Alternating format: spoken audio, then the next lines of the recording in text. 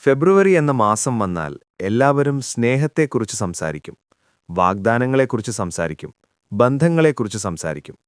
മനുഷ്യർ തമ്മിലുള്ള വാഗ്ദാനങ്ങൾ എത്രത്തോളം നിലനിൽക്കുന്നു എന്ന് നമ്മളെല്ലാവരും അനുഭവിച്ചിട്ടുണ്ടല്ലോ. ചില വാക്കുകൾ സുന്ദരമായിരിക്കും, പക്ഷേ സമയം കഴിഞ്ഞാൽ അതിന് ശക്തിയില്ലാതാകുന്നു. ചില വാഗ്ദാനങ്ങൾ ആത്മാർത്ഥമായിരിക്കും, പക്ഷേ സാഹചര്യങ്ങൾ മാറുമ്പോൾ അവ പാലിക്കാൻ കഴിയാതെ പോകുന്നു. എന്നാൽ ഇന്നിവിടെ നാം സംസാരിക്കാൻ പോകുന്നത് മനുഷ്യരുടെ വാഗ്ദാനങ്ങളെക്കുറിച്ചല്ല, ദൈവത്തിന്റെ വാഗ്ദാനങ്ങളെക്കുറിച്ചാണ്. കാരണം മനുഷ്യൻ വാഗ്ദാനം ചെയ്ത് മറക്കാം, പക്ഷേ ദൈവം വാഗ്ദാനം ചെയ്താൽ അത് അവന്റെ ഉത്തരവാദിത്വമാണ്.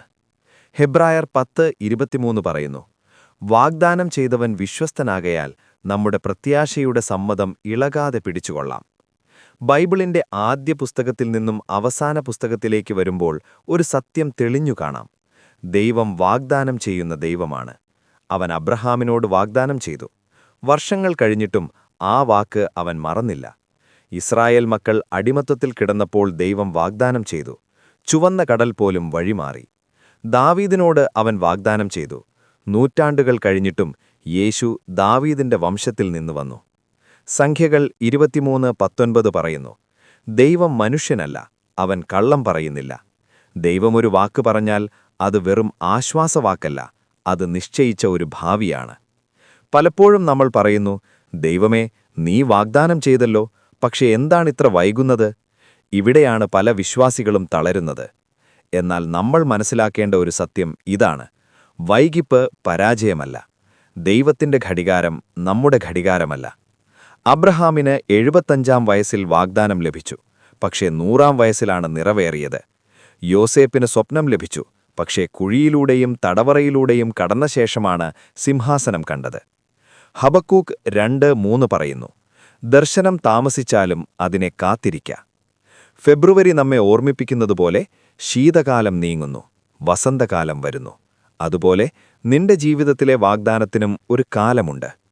ഇനി മറ്റൊരു പ്രധാന സത്യം: ദൈവത്തിന്റെ വാഗ്ദാനങ്ങൾ ഭാവനകളാലല്ല, വിശ്വാസത്തിലൂടെയാണ് പിടിച്ചു നിൽക്കേണ്ടത്. നമ്മൾ പലപ്പോഴും പറയുന്നു, എനിക്ക് ദൈവത്തെ അനുഭവപ്പെടുന്നില്ല, എനിക്ക് ശൂന്യത തോന്നുന്നു. എന്നാൽ ബൈബിൾ പറയുന്നത്, കാഴ്ച കൊണ്ടല്ല, വിശ്വാസകൊണ്ടാണ് നാം നടക്കുന്നത്. 2 കൊരിന്ത്യർ 5:7. വിശ്വാസമെന്നത് എല്ലാം മനസ്സിലായിട്ടുള്ള അവസ്ഥയല്ല. എല്ലാം നിശബ്ദമായിരിക്കുമ്പോഴും ദൈവം പ്രവർത്തിക്കുന്നുവെന്നുറച്ചു നിൽക്കുന്നതാണ് വിശ്വാസം.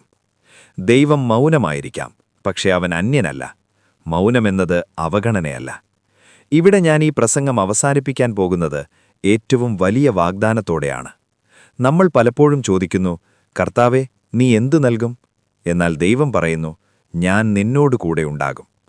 യെശയ്യാഹ് 41:10 പറയുന്നു, ഭയപ്പെടേണ്ട, ഞാൻ നിന്നോട് കൂടെയുണ്ട്. സൗഖ്യത്തെക്കാളും വിജയത്തെക്കാളും അനുഗ്രഹത്തെക്കാളും വലിയത് ദൈവത്തിന്റെ സാന്നിധ്യം. ഫെബ്രുവരി മാസത്തിൽ സ്നേഹത്തിന്റെ മാസമെന്നറിയപ്പെടുന്ന ഈ സമയത്ത് ദൈവം നിന്നോട് പറയുന്നത് ഇതാണ്: ഞാൻ നിന്നെ സ്നേഹിക്കുന്നു, ഞാൻ നിന്നെ മറന്നിട്ടില്ല, എന്റെ വാഗ്ദാനം ഞാൻ നിറവേറ്റും. നിന്റെ അവസ്ഥ മാറിയില്ലെങ്കിലും നിന്റെ ദൈവം മാറിയിട്ടില്ല. വാഗ്ദാനം ചെയ്തവൻ വിശ്വസ്തനാണ്, അതിനാൽ ഇളകാതെ പിടിച്ചുകൊള്ളുക. ആമേൻ.